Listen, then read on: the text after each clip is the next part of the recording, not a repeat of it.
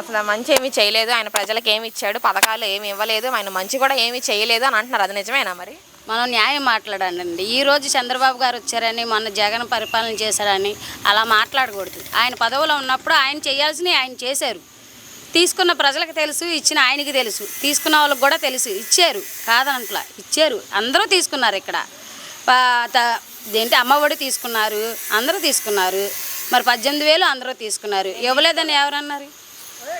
అంటే కొంతమందికి వచ్చినాయి, చాలా వరకు వచ్చినాయి. 10%లో 90% అందరికీ వచ్చినాయి.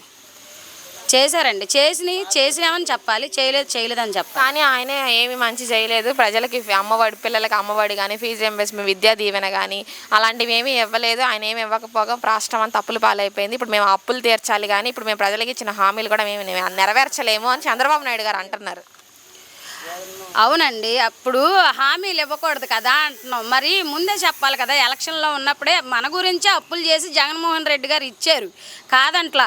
ఇప్పుడు 90%లో 50% అయినా ప్రజలకు ఇవ్వాలి కదా అని మేము అంటున్నాం. మరి ఇప్పుడు పవన్ కళ్యాణ్ గారు కూడా ఆ రోజు మద్దతు ఇచ్చారు కదా, ఇప్పుడు ఆయన ఏమైనా స్పందిస్తున్నారా?